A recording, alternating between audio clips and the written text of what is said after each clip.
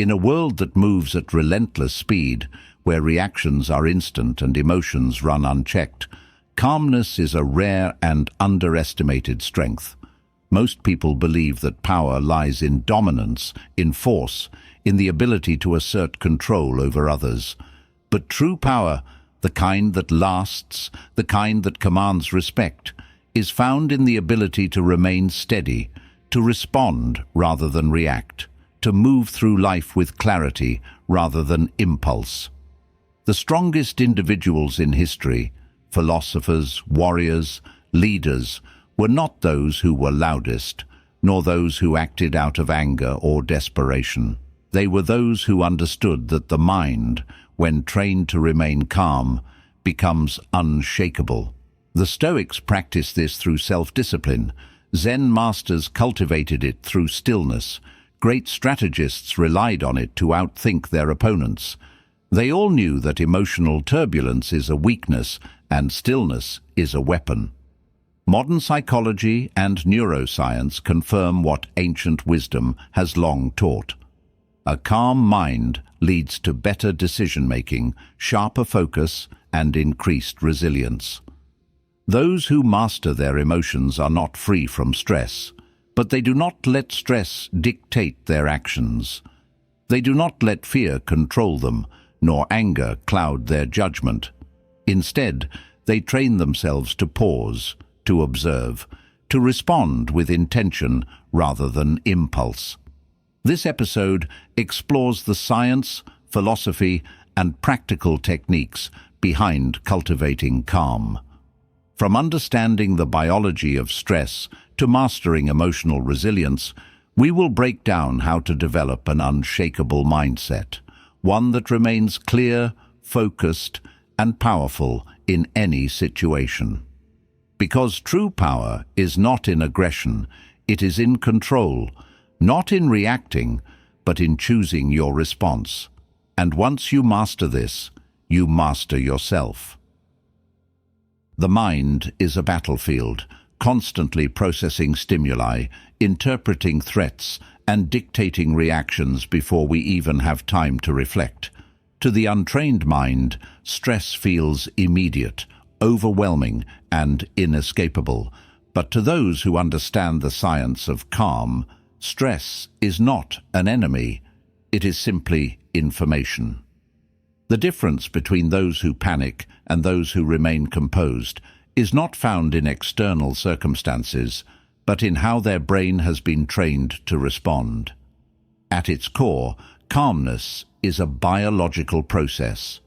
The nervous system has two primary modes, the sympathetic, which triggers fight or flight, and the parasympathetic, which promotes rest and recovery.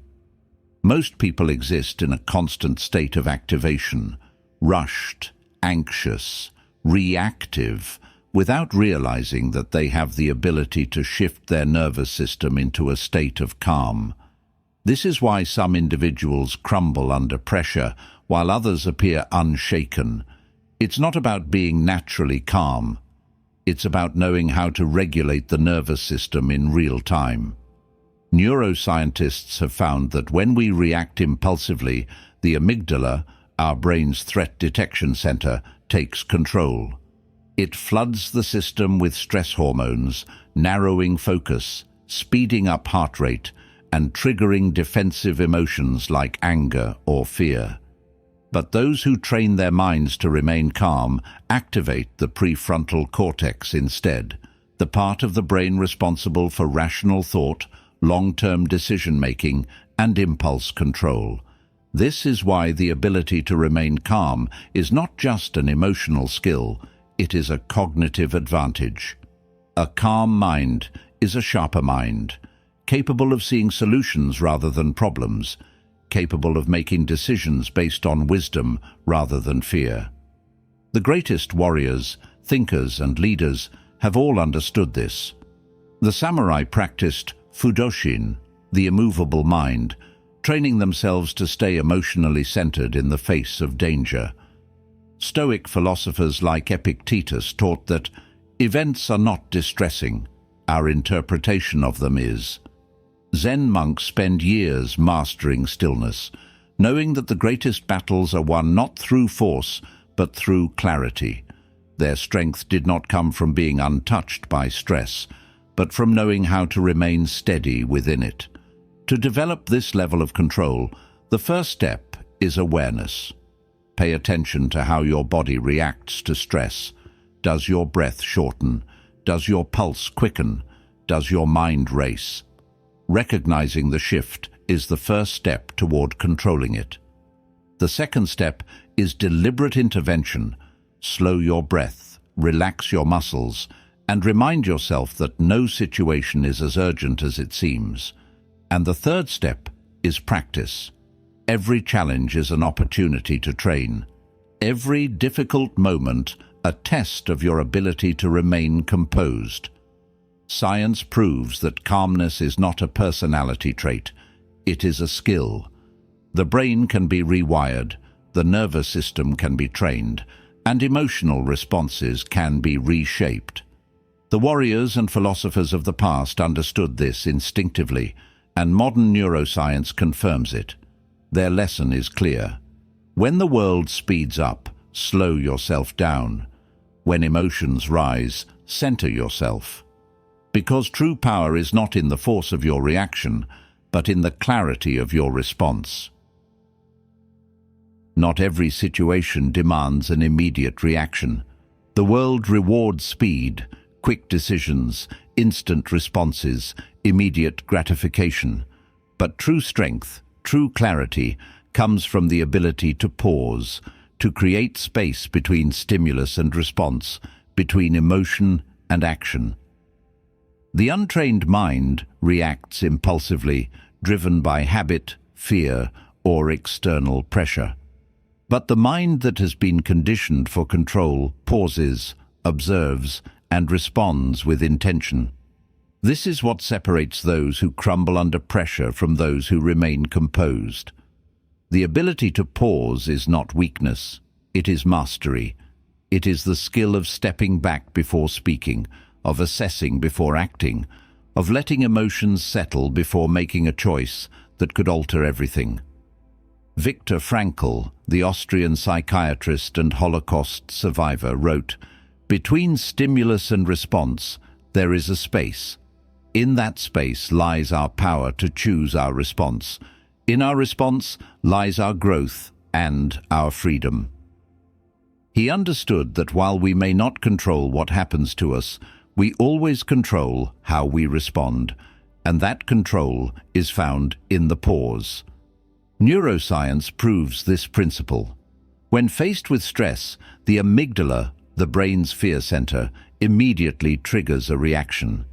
This is why people lash out in anger, make poor decisions under pressure, or feel overwhelmed by emotion. But the moment a person takes a conscious pause, even a few seconds, the prefrontal cortex, responsible for rational thinking, activates. The simple act of waiting before responding shifts control from impulse to logic, from emotion to clarity. The greatest leaders and thinkers in history have mastered this skill. Marcus Aurelius, one of the most powerful emperors of Rome, trained himself to delay reaction in moments of anger or frustration. He understood that an unfiltered response was rarely the right one. The samurai, in moments of combat, practiced pausing for a single breath before striking, ensuring that their action was precise, not reactive. Buddhist monks, in their pursuit of inner peace, developed the habit of observing emotions like passing clouds, never attaching themselves to the storm. The modern world rarely encourages this kind of control. It demands immediate answers, quick decisions, instant engagement. But the strongest minds resist that pressure. They know that most mistakes are made in haste, that clarity only emerges in stillness. To develop this ability, practice three things. First, before reacting, take one deep breath. This single pause interrupts the automatic response cycle. Second, mentally step outside of yourself. Observe the situation as if you were advising someone else. Third, ask, Will this reaction serve me in the long run? This reframes the impulse, forcing the mind to think beyond the moment. Viktor Frankl saw that freedom is found in the pause. Neuroscience proves that waiting even a few seconds changes the brain's response. The great warriors and leaders of history all understood that the ability to delay reaction is what separates the wise from the impulsive. Their lesson is clear. Those who pause before acting do not lose power, they gain it. Because real strength is not in how fast you respond, but in how well you respond. Difficulties are inevitable. Challenges will arise, plans will fall apart, and life will not always unfold as expected. But what separates the mentally strong from the mentally weak is not the absence of hardship. It is the ability to reframe those challenges as opportunities. The untrained mind sees obstacles as proof of failure, as reasons to quit, as forces working against them. But those who have trained their minds to be resilient see every difficulty as a chance to grow, to adapt, to become stronger. This is not about blind optimism or pretending that struggles do not exist. It is about shifting perspective, choosing to view adversity not as a setback, but as training. The ancient Stoics called this amor fati, the love of fate. It was the idea that every event, good or bad, could be transformed into something useful. Epictetus, who was born a slave and later became one of the most respected philosophers of his time, did not lament his hardship. He used it. He saw it as a forge, shaping his resilience, strengthening his character. He taught that we do not suffer because of events themselves, but because of our judgment of them. Modern psychology supports this ancient wisdom. The concept of cognitive reappraisal, the ability to change how we interpret an event, has been shown to reduce stress, increase resilience, and improve problem-solving ability. Studies show that individuals who reframe negative experiences as learning opportunities bounce back faster and perform better under pressure. It is not the situation that defines the outcome, it is the mindset. History is filled with those who turned adversity into advantage. Nelson Mandela spent 27 years in prison, but emerged not with bitterness, but with wisdom and a vision for unity. Thomas Edison, after thousands of failed experiments, famously said, "I have not failed. I've just found 10,000 ways that won't work." Helen Keller, despite losing her sight and hearing as a child, became a writer, a thinker, a symbol of human resilience. None of these people escaped struggle. They transformed it. To develop this mindset, practice 3 things. First, change your internal dialogue. Instead of asking, "Why is this happening to me?" ask, "What is this teaching me?" Second, develop the habit of finding the lesson in every challenge. Whether it is patience, strength, or adaptability, every struggle has something to offer. Third, actively seek discomfort. The more you place yourself in difficult situations voluntarily, whether through physical training, mental challenges, or pushing past personal fears, the more naturally your mind will reframe hardship as growth. The Stoics believed that hardship is a teacher. Psychology proves that reframing challenges reduces stress and increases resilience. History shows that the greatest individuals were not those who avoided struggle, but those who used it. Their lesson is clear. The world does not determine whether you succeed or fail. Your interpretation of it does. And the strongest minds are the ones who take what is difficult and turn it into something powerful. Most people go through life fully immersed in their emotions, reacting instinctively to every high and low, letting circumstances dictate their state of mind. But those who train themselves to cultivate emotional detachment understand that true power comes from observation, not reaction. They recognize that they are not their thoughts, not their impulses, not their emotions. They are the ones watching them, choosing how to engage, deciding what holds meaning and what does not. This is the essence of becoming the observer, the ability to step back, to create space between stimulus and response, to see emotions as passing clouds rather than forces that must control behavior. Buddhist philosophy calls this non-attachment, the practice of acknowledging emotions without being consumed by them. The Stoics called it apatheia, not the absence of feeling, but the ability to remain undisturbed by it. Both traditions understood that the moment you realize your emotions do not own you, they lose their power over you. Marcus Aurelius, one of history's greatest practitioners of this mindset, wrote, "You have power over your mind, not outside events. Realize this, and you will find strength." He trained himself to see emotions as mere information, as signals from the body, rather than absolute truths. He knew that anger, fear, frustration, they arise, but they do not have to dictate action. The untrained mind reacts automatically. The trained mind watches, analyzes, and responds with wisdom. Modern neuroscience confirms this. Studies on mindfulness and emotional regulation show that the simple act of observing emotions, rather than acting on them, reduces stress, improves decision-making, and increases mental clarity. When people react impulsively, they allow the amygdala, the brain's emotional center, to take control. But when they step back, when they recognize the emotion without immediately reacting, the prefrontal cortex, the center of rational thought, activates instead. This is the biological proof that detachment is not suppression, it is control. But how do you develop this ability? First, practice noticing emotions without judgment. When you feel anger, frustration, or fear, instead of reacting, pause. Label the emotion. This is anger.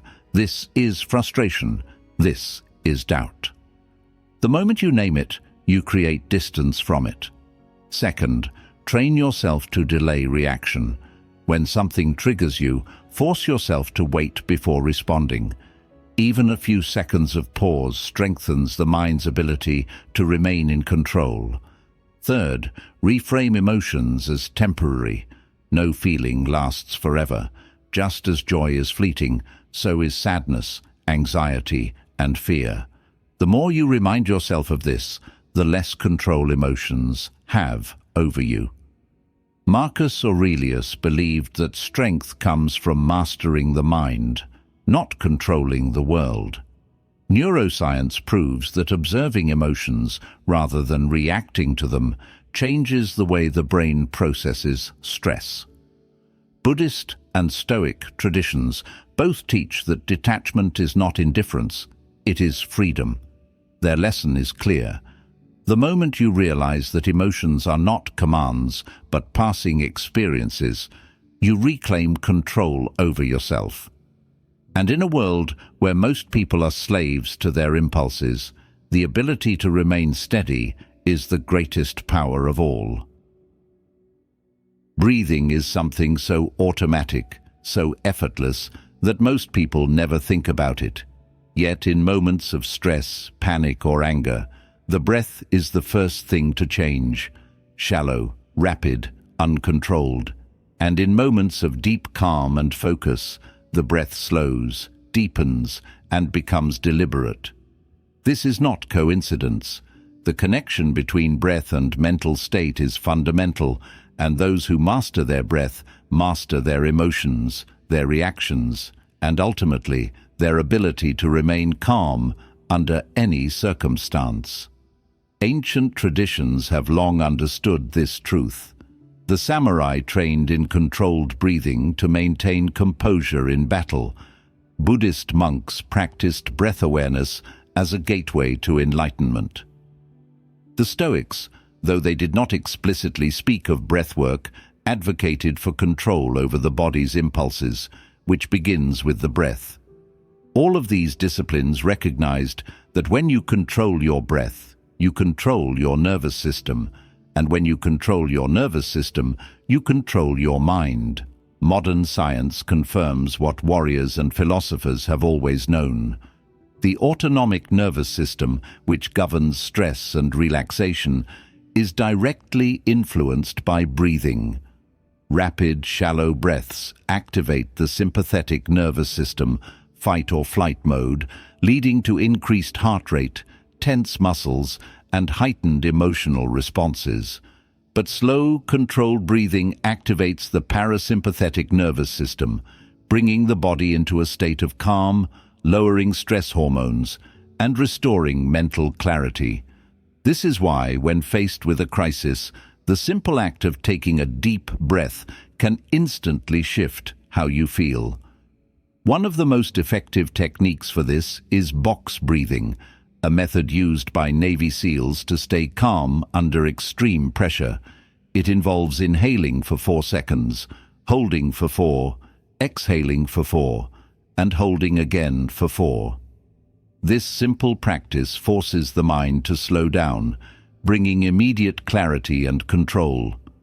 Another technique, the physiological sigh, involves taking a deep inhale, followed by a short second inhale, then a slow, extended exhale, proven to rapidly reduce stress in under a minute. These methods are not just exercises, they are tools for survival in a world that constantly pulls you toward anxiety and reaction. To integrate this practice into daily life, start by noticing your breath in stressful moments. Instead of allowing it to control you, take over, slow it down, deepen it, regulate it. Second, build breath control into your routine. Spend even just a few minutes each day practicing controlled breathing so that when stress arises, calm is already second nature. Third, use breath as a reset button. Whenever emotions feel overwhelming, before reacting, pause. Take one deep breath, hold, exhale. This alone is enough to shift perspective. The samurai trained their breath to master their fear. Modern science proves that controlled breathing regulates stress. Ancient wisdom and modern neuroscience both confirm that breath is not just a function of the body, it is a tool for mental dominance. Their lesson is clear. When the world speeds up, when emotions threaten to take over, when chaos surrounds you, return to the breath. Because in a single controlled inhale and exhale, you reclaim control over yourself. Not every emotional reaction comes from the present moment. Much of what we feel, anger, frustration, fear, has roots far deeper than the situation in front of us.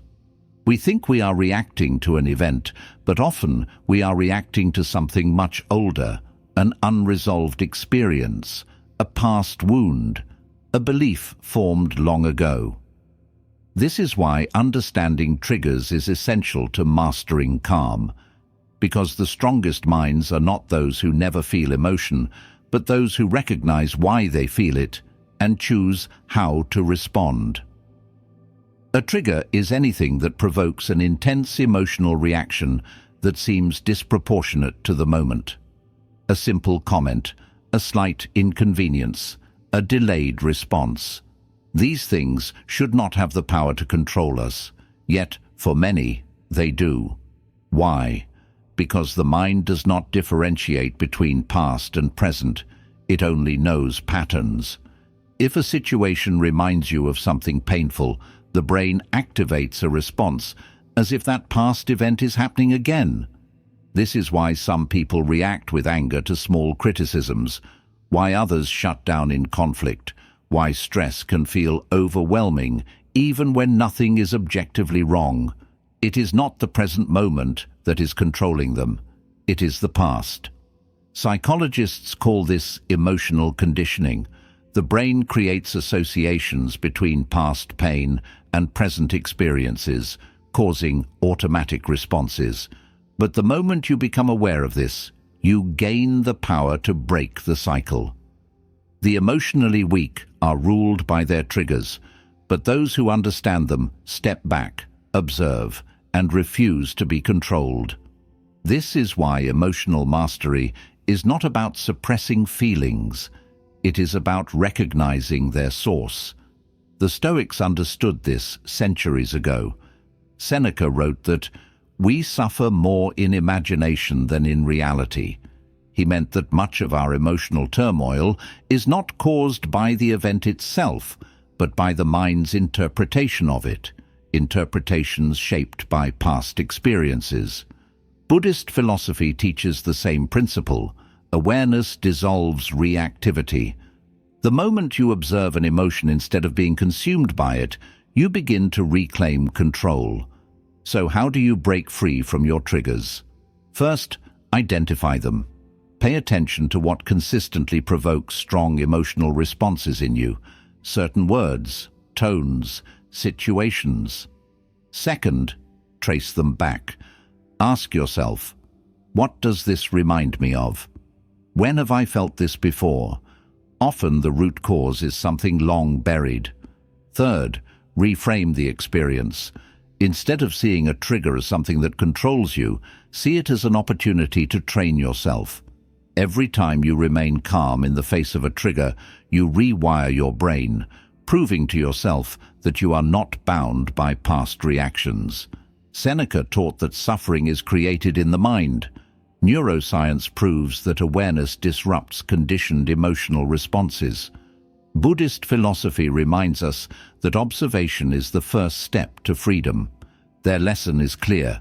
Until you understand what triggers you, you will always be controlled by forces you do not see.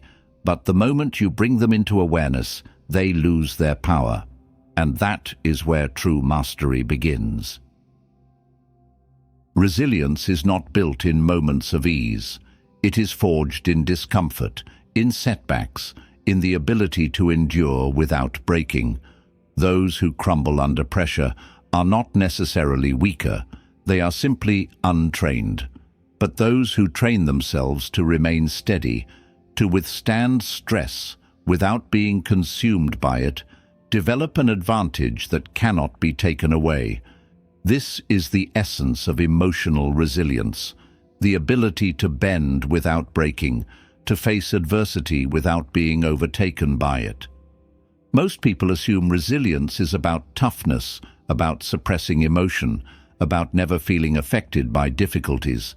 This is a mistake. True resilience is not suppression, it is adaptation.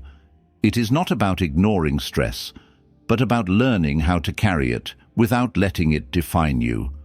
Like a tree that sways in the wind but remains rooted, the strongest minds are not those that never feel pressure, but those that have trained themselves to handle it without losing clarity. Modern psychology confirms this. Studies on stress resilience show that individuals who develop strong coping mechanisms, self-awareness, reframing thoughts, deliberate breathing, recover from challenges faster and maintain mental clarity under pressure. The brain, like a muscle, strengthens through exposure to controlled stress. This is why the most resilient people are not those who avoid hardship, but those who face it deliberately, consistently, and with a mindset that sees struggle as training rather than suffering. The ancient philosophers and warriors understood this deeply. Epictetus, who endured slavery and hardship, taught that external events do not determine suffering. Our response to them does. The samurai embraced the philosophy of Seishio Chuetsu, transcending life and death, training themselves to remain calm even in the face of mortality. Buddhist monks, through meditation, expose themselves to discomfort, not to eliminate pain, but to learn how to exist within it without resistance.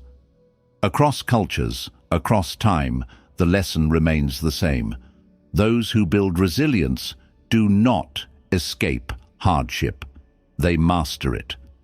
To cultivate this in your own life, practice three things. First, voluntarily expose yourself to controlled discomfort. Whether through cold showers, intense workouts, or difficult conversations, train yourself to endure stress in small, manageable doses. Second, reframe challenges as opportunities for growth. Instead of seeing adversity as a setback, view it as necessary training for a stronger mind. Third, develop recovery rituals. Even the most resilient individuals do not remain in a constant state of stress. They know when to rest, when to reflect, and when to reset. Epictetus proved that hardship does not define us, our response does. Science confirms that exposure to controlled stress strengthens mental endurance. The warriors and philosophers of history understood that resilience is not about avoiding struggle, but about meeting it with strength, with clarity, with the unshakable belief that nothing can break you unless you allow it to. Their lesson is clear. You are not fragile, you are not weak, you are untrained. And with the right mindset, with the right practice, you can become unbreakable. Conflict is inevitable. No matter how composed, intelligent, or well-intentioned you are, there will be moments when you are challenged, when words are thrown like weapons, when misunderstandings ignite tension, when emotions escalate beyond reason. Most people meet conflict with aggression or avoidance. They either react impulsively, letting emotions dictate their words, or they withdraw entirely, hoping the problem will resolve itself. But those who train themselves in calm communication understand that neither aggression nor avoidance leads to real resolution. True mastery lies in the ability to handle conflict without losing control. The mistake many make is believing that calmness in conflict means weakness, that being composed means being passive. But the strongest individuals throughout history have proven otherwise.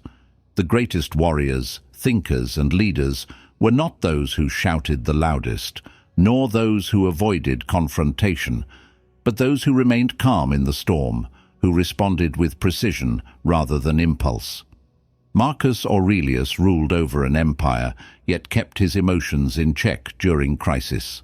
Nelson Mandela, after decades of imprisonment, emerged not with rage, but with measured wisdom.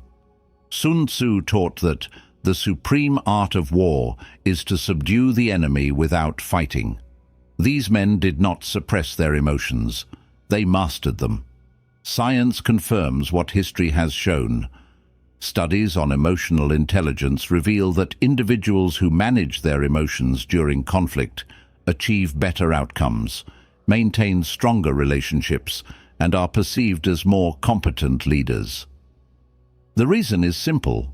When emotions take over, logic shuts down.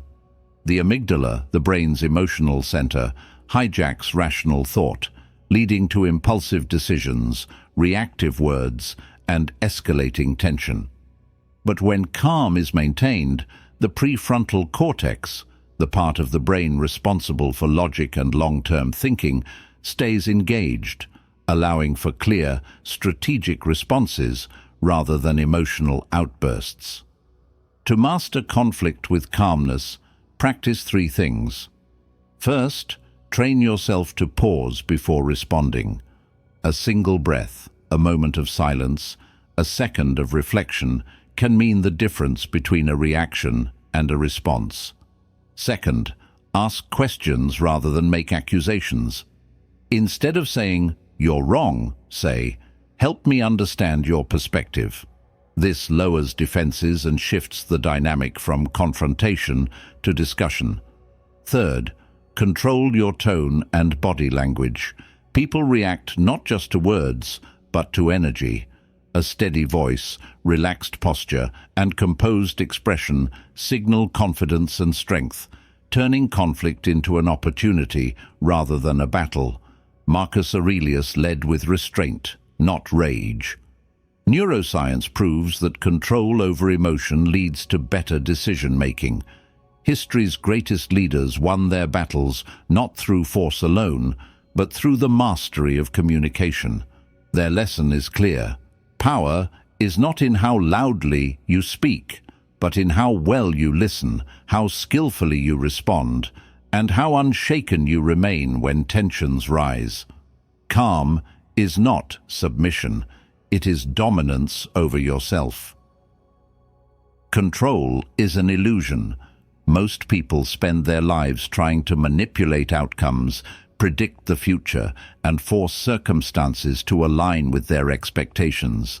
They believe that if they just plan enough, if they just try harder, if they just anticipate every possible problem, they can bend reality to their will. But this pursuit of control is what leads to anxiety, frustration, and disappointment. Because the more we try to hold on to everything, the more we realize how little is actually within our grasp. The mentally strongest individuals are not those who control everything around them, but those who have learned the art of letting go. This is not passive resignation. It is the wisdom of understanding what is yours to influence and what is not.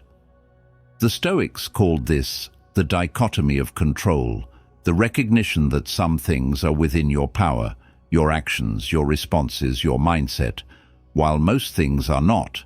Other people's decisions, unexpected setbacks, external circumstances. To fight against the uncontrollable is to fight a battle that cannot be won, but to release it, to focus only on what can be shaped and accept what cannot. This is where true peace begins. This philosophy is not just ancient wisdom, it is backed by science. Studies on stress and anxiety reveal that individuals who focus on what they can control while accepting what they cannot experience lower stress levels, improved emotional regulation, and greater overall life satisfaction. The human brain is wired to seek certainty, but the reality is, certainty is an illusion. The more we embrace uncertainty, the less power it has over us. Great leaders and thinkers have always understood this. Bruce Lee, one of the most disciplined martial artists in history, famously said, "Be water, my friend."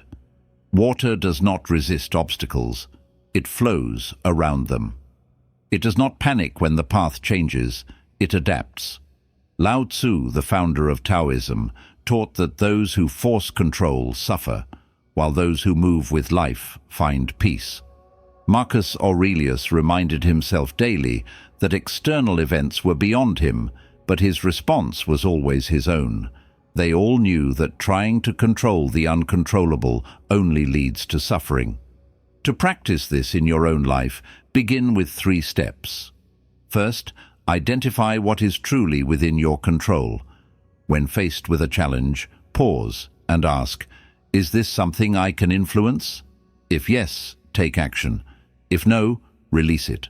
Second, develop trust in your ability to adapt. You do not need to control everything. You only need to be able to handle whatever comes. Third, train yourself to recognize the signs of attachment to control. Anxiety, frustration, impatience. These are signals that you are trying to grip something that was never yours to hold.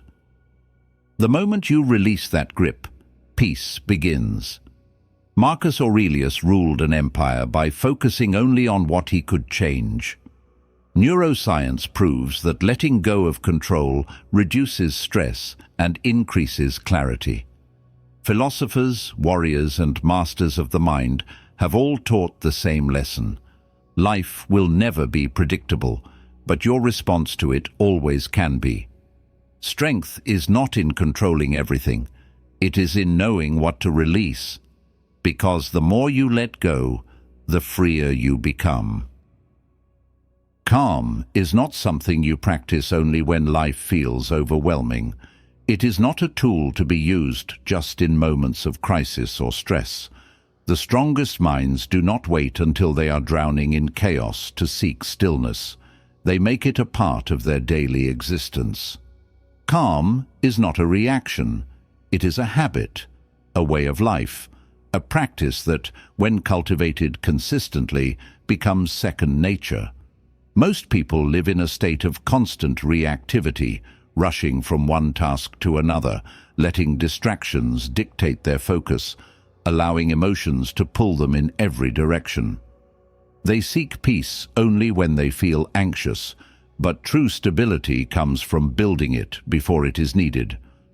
Just as a warrior does not wait until battle to train, those who master calmness do not wait until life becomes stressful to cultivate it. They make it part of their routine, their mindset, their identity.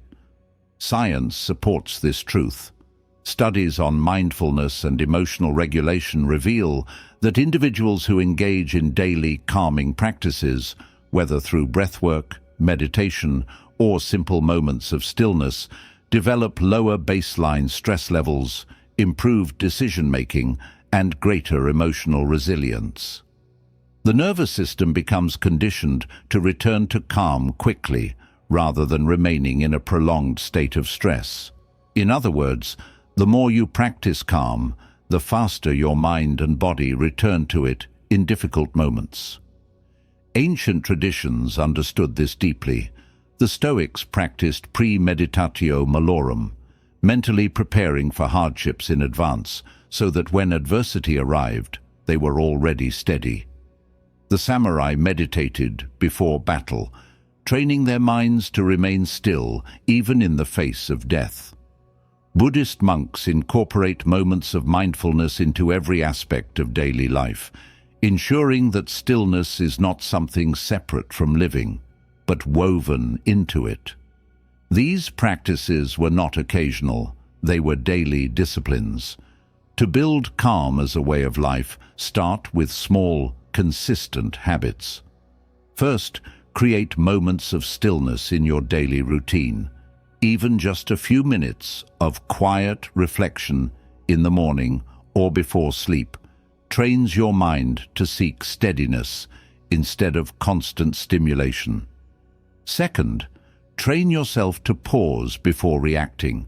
Make it a habit to take a single breath before speaking, before making a decision, before responding to emotion. Third, embrace the idea that external chaos does not require internal chaos. No matter how fast the world moves, you can move at your own pace. The Stoics, the samurai, the great thinkers of history all lived by this principle.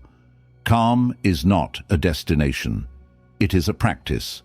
Modern neuroscience proves that training the mind in stillness makes resilience automatic. Their lesson is clear. If you want to be unshakable in moments of stress, do not wait for stress to arrive. Train yourself daily. Make calm your default. And when the storm comes, you will already know how to stand firm. Calm does not exist in isolation. Like ripples spreading across a still pond, it extends beyond the individual, shaping interactions, environments, and even the people around you. The presence of one steady mind has the power to influence an entire room, just as one storm of reactivity can turn harmony into chaos. This is why cultivating calm is not just a personal practice. It is a force that affects everything you touch. Most people underestimate how much their internal state affects those around them. When someone is anxious, their tension spreads.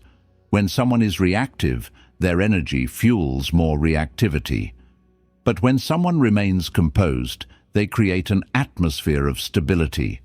This is why the most respected leaders, the most influential thinkers, and the most balanced individuals are those who do not just master themselves, but bring a sense of steadiness wherever they go.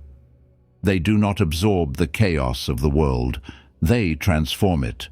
Neuroscience proves this effect. Studies on emotional contagion reveal that humans unconsciously mirror the emotions of those around them. When someone projects calmness, it naturally regulates the nervous systems of others.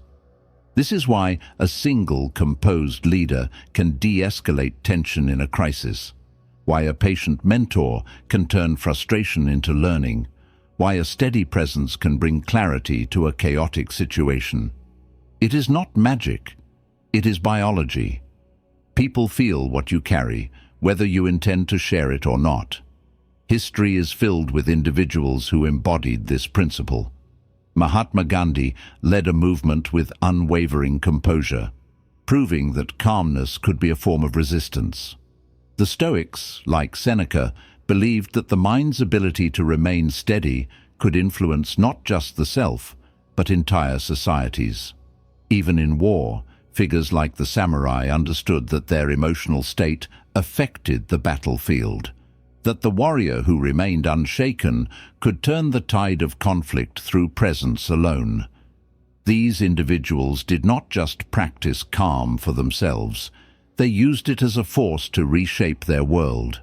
To cultivate this in your own life, begin with 3 steps. First, become aware of the energy you bring into situations. Before speaking, before reacting, ask yourself, am I adding to the chaos or bringing clarity? Second, develop the habit of being the calmest person in the room. This does not mean suppressing emotions. It means responding with control rather than impulse. Third, recognize that your calm is not just for you. When you train yourself to remain steady, you become a source of strength for those around you, family, friends, colleagues, even strangers. Seneca taught that tranquility within creates harmony without. Neuroscience confirms that calmness spreads just as easily as anxiety.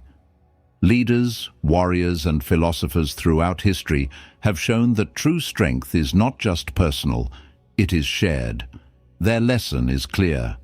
When you cultivate calm, you do not just transform yourself. You change the world around you. And in a world that is always rushing, always reactive, always searching for stability, the greatest power you can offer is the ability to remain still. Patience is often misunderstood. Many see it as passive waiting, as inaction, as something weak. But in reality, patience is one of the strongest forces a person can cultivate. It is the ability to remain steady in uncertainty, to persist through difficulty, to resist the impulse for immediate gratification. It is not passivity, it is power, because those who master patience master time itself. Most people are controlled by urgency. They want results now, they want answers immediately, they want change without delay. But those who rush, who force, who act impulsively, often make mistakes. They quit when progress is slow. They give up on relationships that need time to grow. They abandon ideas before they have a chance to mature. In contrast, those who embrace patience understand that anything truly valuable, wisdom, skill, mastery, requires endurance. They do not fear slow progress because they know that growth is not measured in days, but in years. Science supports this truth. Studies on delayed gratification, like the famous Stanford marshmallow experiment, show that individuals who practice patience achieve higher levels of success, emotional stability, and long-term fulfillment. The ability to resist immediate rewards in favor of greater future benefits is a key predictor of personal and professional achievement. In other words, patience is not just a virtue, it is a skill that directly impacts success. The greatest thinkers and leaders have always understood this. Lao Tzu, the ancient Chinese philosopher, taught that nature does not hurry, yet everything is accomplished. The Stoics believed in trusting the process of life, understanding that time reveals what effort alone cannot. Even great military strategists, like Sun Tzu, knew that victory often belongs to the one who waits for the right moment to strike. None of these figures saw patience as weakness. They saw it as the highest form of discipline. To develop patience in your own life, practice three things. First, train yourself to sit with discomfort. When frustration arises, whether from slow progress, delayed outcomes, or uncertainty, observe it without acting on it. Second, adopt the long-term perspective. Ask yourself, will this matter in 5 years? Am I judging the process too soon? Most people abandon the path too early because they do not give it time to unfold. Third, trust the unseen work. Growth happens beneath the surface, like roots spreading before a tree rises. Just because you do not see immediate results does not mean progress is not happening. Lao Tzu knew that patience moves mountains. Neuroscience proves that those who delay gratification achieve greater success. The wisest minds in history have shown that true strength is not in rushing, but in trusting the process. Their lesson is clear. The impatient are ruled by time, but those who master patience rule over it. When you learn to wait without frustration, to persist without needing instant results, you develop an advantage that few possess: the ability to outlast, to endure, to win through stillness. In a world that moves fast, that demands constant stimulation, that rewards speed over depth, presence is becoming a lost art. Most people are physically here, but mentally elsewhere, distracted by thoughts of the past, anxieties about the future, or the endless pull of digital noise. They move through life without truly experiencing it, their minds always chasing the next task, the next distraction, the next thing. But those who train themselves in the power of presence understand that life does not exist in the past or the future. It exists only in this moment. And those who can fully inhabit it gain an advantage that few ever realize. Presence is not just about focus, it is about depth. It is about fully engaging with what is in front of you, with your work, your relationships, your environment. It is about experiencing life with clarity rather than rushing through it on autopilot. When you are truly present, conversations become deeper, experiences become richer, decisions become clearer. You stop reacting impulsively, and instead you respond with purpose. Neuroscience confirms what ancient wisdom has long taught. Studies on mindfulness show that individuals who cultivate presence have lower stress levels, improved memory, and greater emotional resilience. The brain functions better when it is not constantly switching between past regrets and future worries. This is why people who practice mindfulness report feeling more alive, more grounded, more in control. Not because their lives are easier, but because they are fully engaged in them. History's greatest minds understood this deeply. The Stoics, like Marcus Aurelius, reminded themselves daily that life is short, that the present moment is all that truly belongs to us. Zen masters trained their minds to focus on the simplest of actions: breathing, walking, drinking tea, not because these acts were special, but because they understood that when done with full attention, even the smallest moments become profound. Great leaders, from warriors to poets to revolutionaries, knew that the ability to be fully present in high-stakes situations was what separated the great from the ordinary. To cultivate presence in your own life, train yourself in 3 ways. First, practice single tasking. Instead of dividing your attention between multiple things, give your full focus to one task at a time. Second, develop awareness of your thoughts. Catch yourself when your mind drifts into worry or regret, and gently bring it back to the now. Third, create small rituals of mindfulness. Whether it is pausing to take a deep breath before responding in conversation, fully tasting each bite of your food, or feeling the sensation of your steps as you walk, These small acts train the brain to stay anchored in the present. Marcus Aurelius wrote, "Confine yourself to the present." Neuroscience proves that presence reduces stress and improves mental clarity.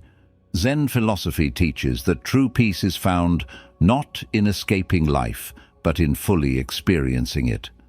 Their lesson is clear. Distraction weakens the mind, but presence sharpens it. And the greatest advantage you can develop is not in doing more, but in being fully here, fully engaged, fully alive. Because life is not waiting for you in the future. It is happening now.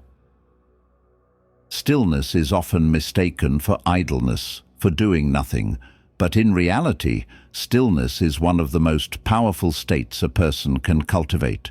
It is not about inactivity, it is about deliberate awareness, about creating space for clarity to emerge. In a world that glorifies constant movement, endless productivity, and relentless ambition, those who understand the value of stillness gain an advantage few ever recognize.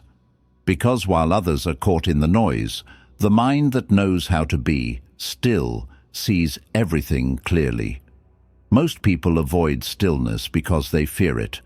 They equate silence with emptiness, with stagnation, with falling behind. So they fill every gap with distractions, scrolling, multitasking, jumping from one thought to another, always seeking the next thing to occupy their attention.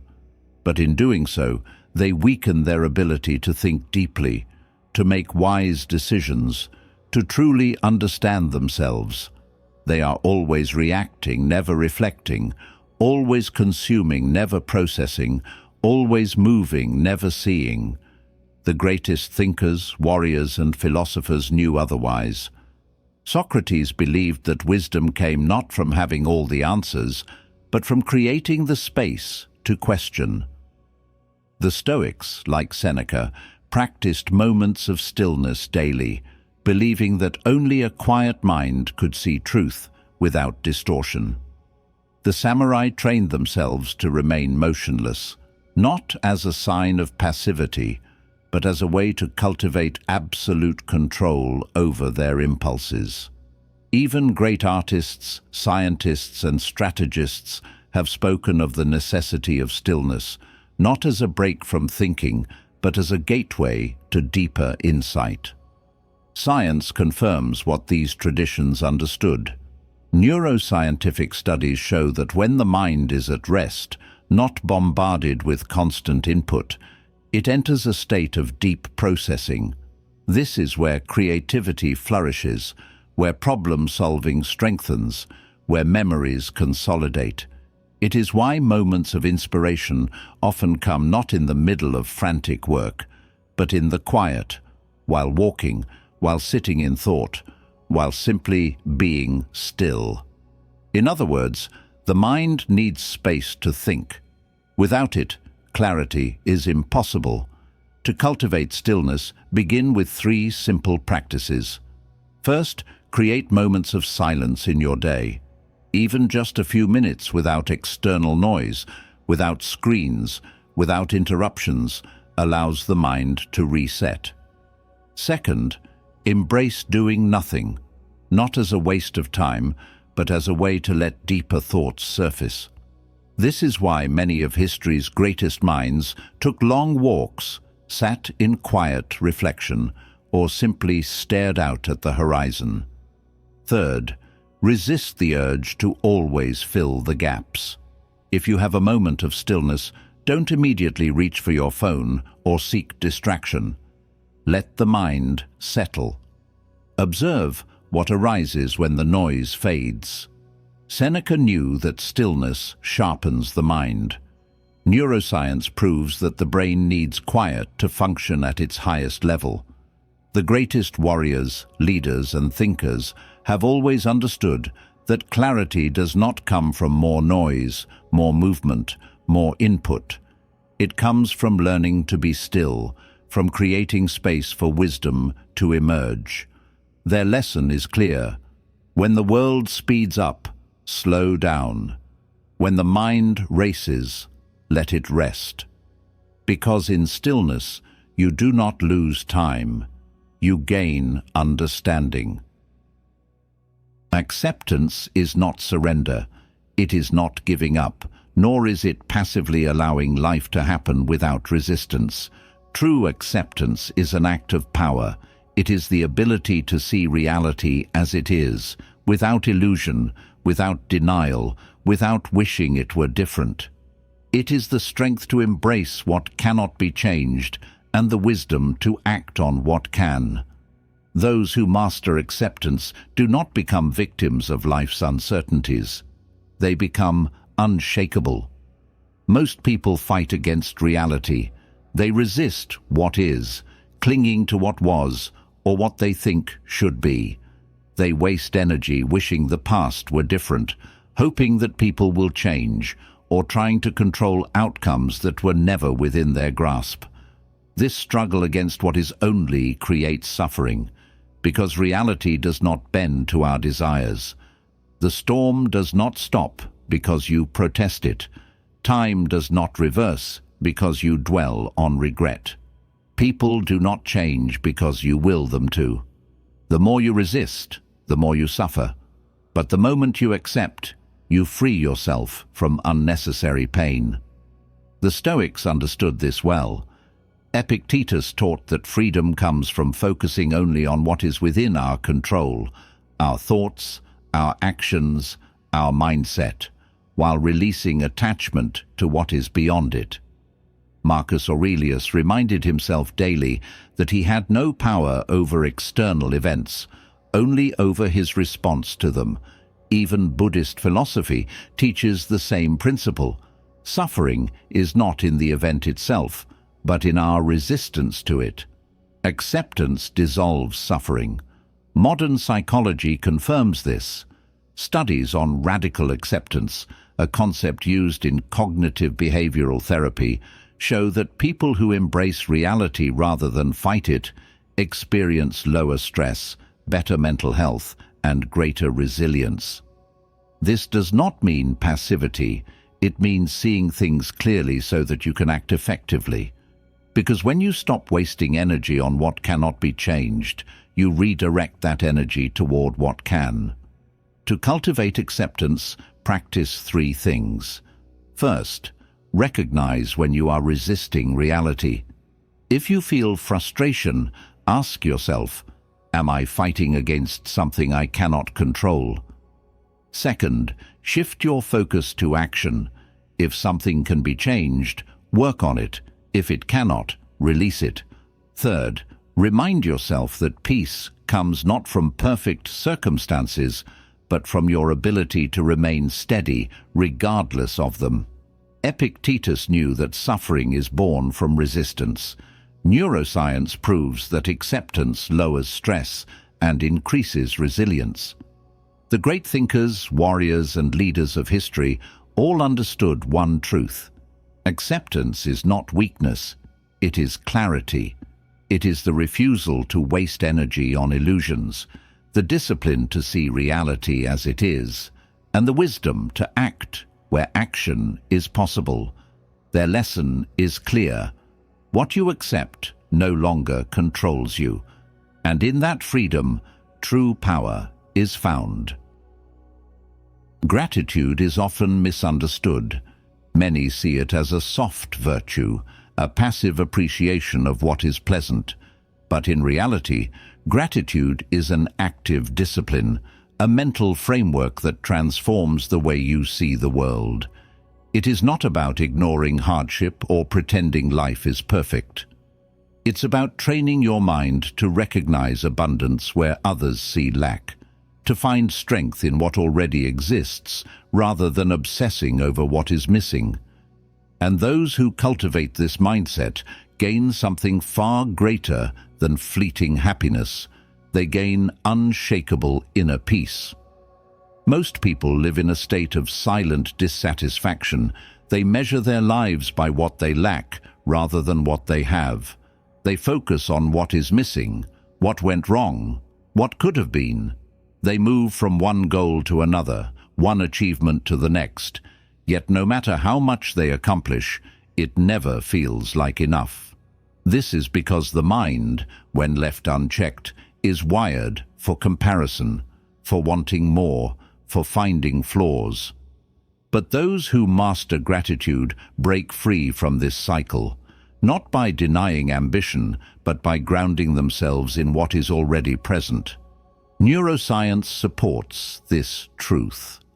Studies on gratitude reveal that individuals who practice it regularly experience lower stress, increased mental resilience, and improved overall well-being. The brain, when trained to focus on what is good, naturally reduces negative thought patterns. In other words, gratitude rewires the mind to seek abundance rather than scarcity, stability rather than anxiety. This is why those who practice it are not just happier, they are stronger.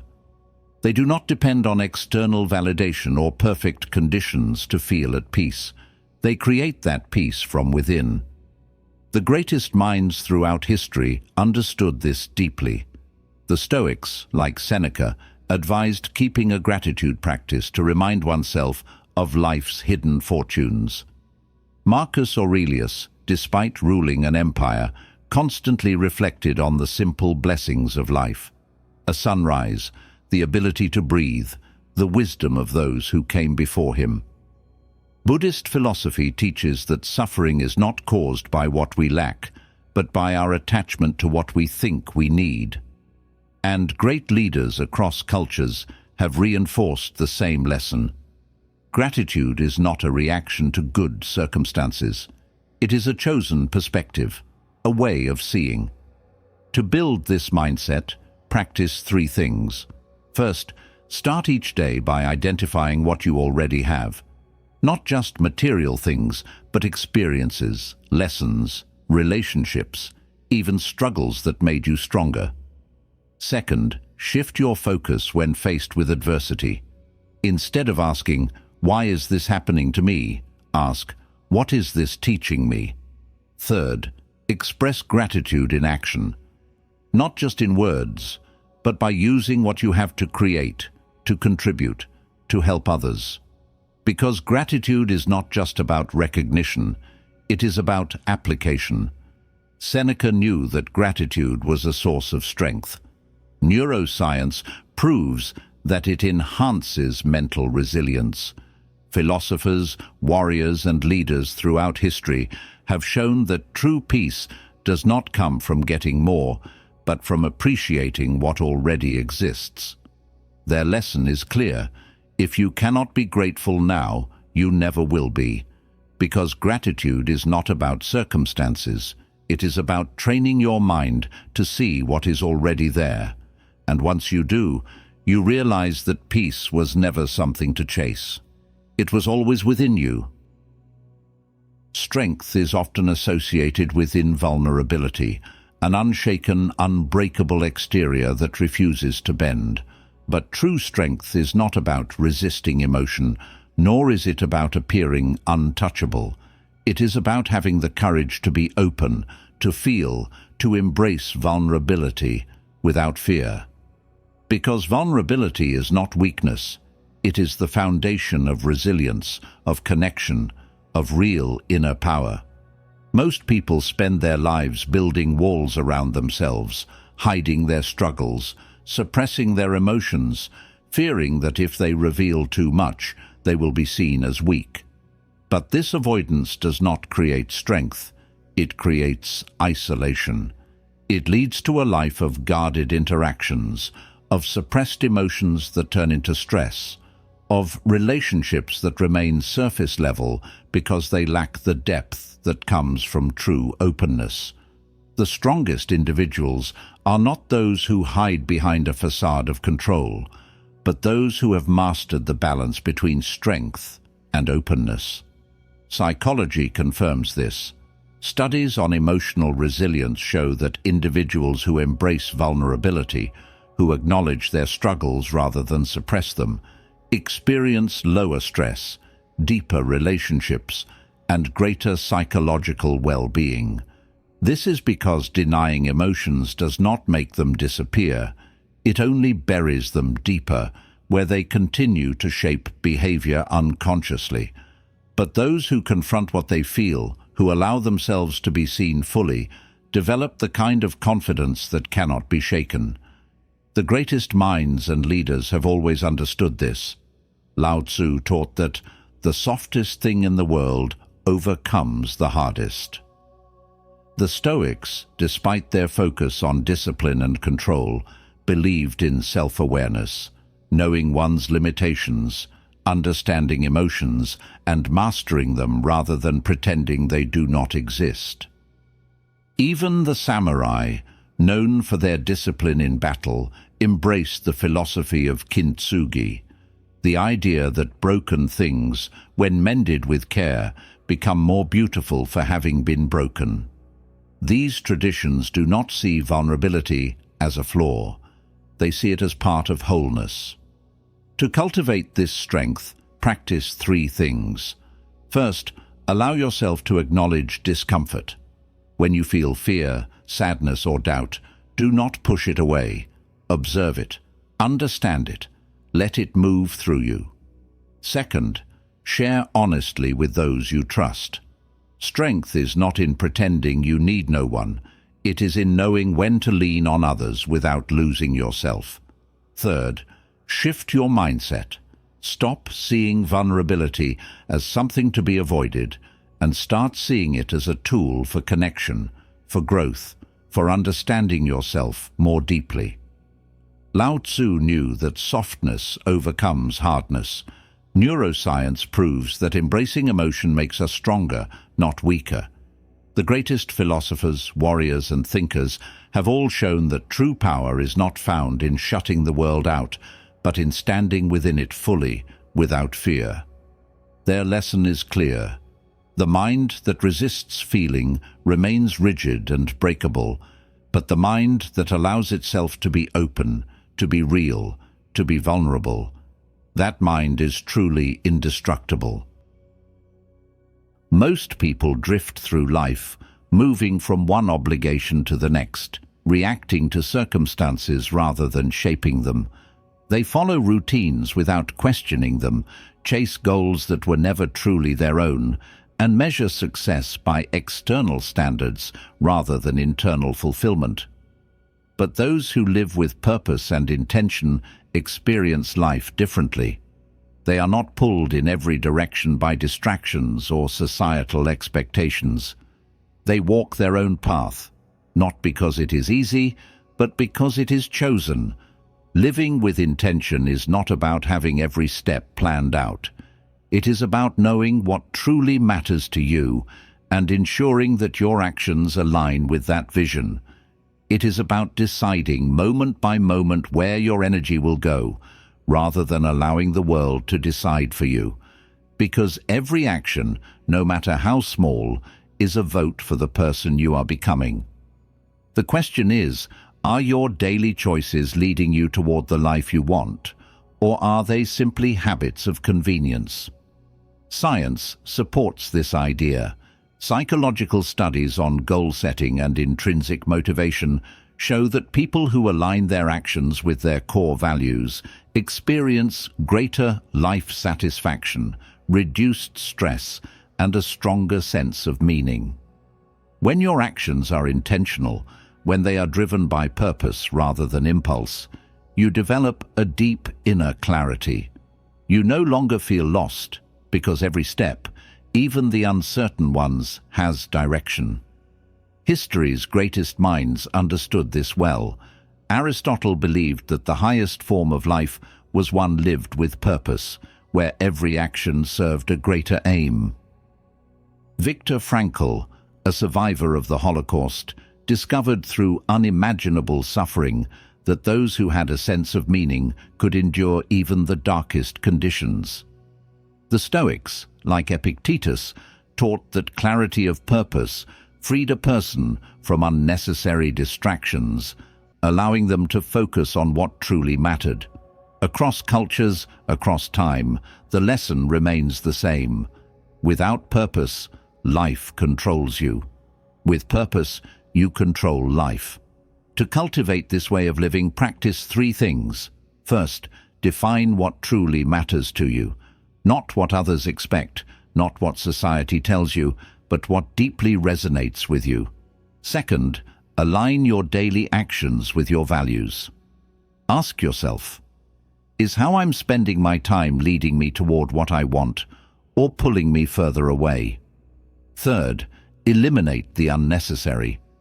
The more you remove distractions and obligations that do not serve your vision, the more energy you have for what does. Aristotle taught that purpose elevates life. Science proves that intentional living leads to fulfillment. The greatest thinkers, leaders, and philosophers have all shown that life is not about doing more, but about doing what matters. Their lesson is clear. You do not need permission to live with purpose. You do not need certainty to walk your path. You only need to decide, right now, that your life will be shaped by intention, not by accident. Life is always pulling us in different directions. Expectations, distractions, the endless noise of the world around us. Most people move through it unconsciously, reacting rather than choosing, rushing rather than living. But those who train their minds, who cultivate stillness, presence, and purpose, experience life differently. They are not controlled by emotions, they master them. They do not seek validation from the outside. They build strength from within. They do not allow life to dictate their path. They shape it with intention. The wisdom of the Stoics, the insights of ancient philosophers, the findings of modern science all point to the same truth. Mental strength is not about force. It is about clarity. It is about learning when to act and when to let go, when to push forward and when to be still. Strength is not found in resistance to life, but in the ability to move with it, to adapt without breaking, to remain centered even when the world around you is in chaos. Every great mind, every leader, every warrior of thought and action understood this. Your mind is either your greatest weapon or your greatest obstacle. The difference lies in how you train it, how you shape your thoughts, how you choose to engage with the world. Because no one can give you peace, no one can give you discipline, no one can give you clarity. These are things you must cultivate within yourself.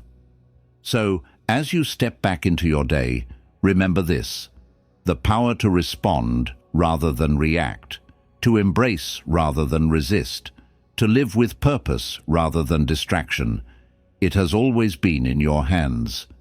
The question is not whether you are capable. The question is whether you are willing.